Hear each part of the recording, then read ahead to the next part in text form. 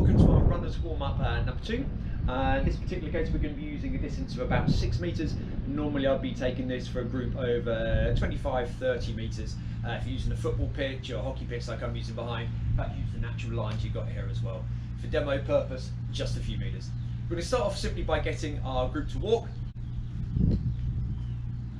Concentrate on some of the normal aspects, keep your head nice and high, just get them moving, concentrating a little bit on what they're doing.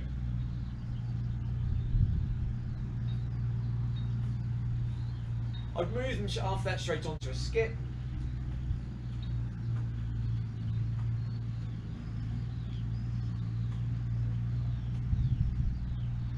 This is not particularly explosive movement, but if you're doing it 25 metres there and say 25 back, you could get them to improve the intensity a little bit as they're going.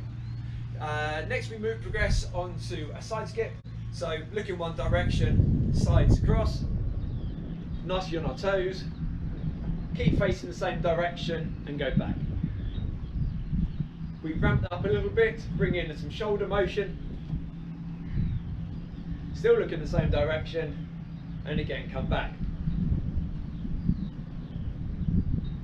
Moving on to our lunges, we're going to lunge forward and twist towards the leg that is down. So lunge forward, twist.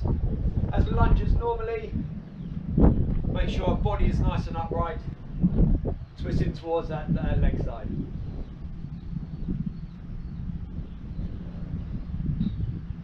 How far you can lunge depends on your own flexibility. If you've got groups who cannot lunge as far down and are perhaps stopping here due to any knee issues or anything else, that is fine. Let them work within their own limit.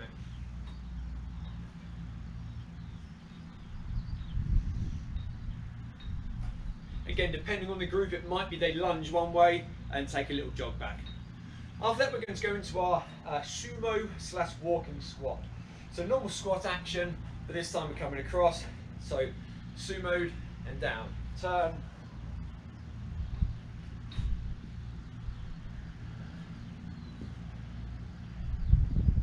Again with these, the weight is going down behind us. Being cautious that our knees aren't too far over our toes. Come back with it as well, if over the shorter distance.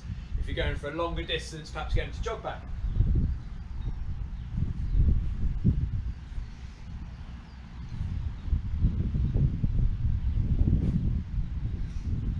Moving on, we're going to go to open gait, which is the action of bringing your knee forward, hip out to the side to mobilising our hip joint.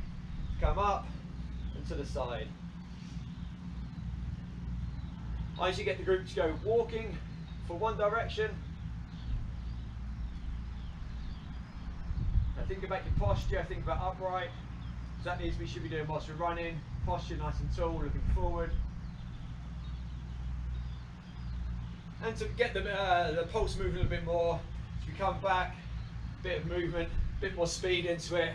The little skip in between is just a quirk I have, it's not compulsory. Now if we've done open gait, let's look at closed gait. So this time hip coming out to the side, bringing it across. Again, make sure the group are happy with it. Think about posture, mobility.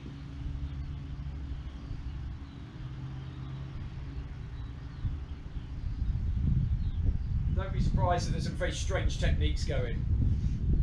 Coming back a little bit quicker. Again, non-obligatory skip in between. Okay, we're moving on to latter parts now. We're going forward with straight legs. So in this case, it's more of a funny skip walk. So forward straight legs.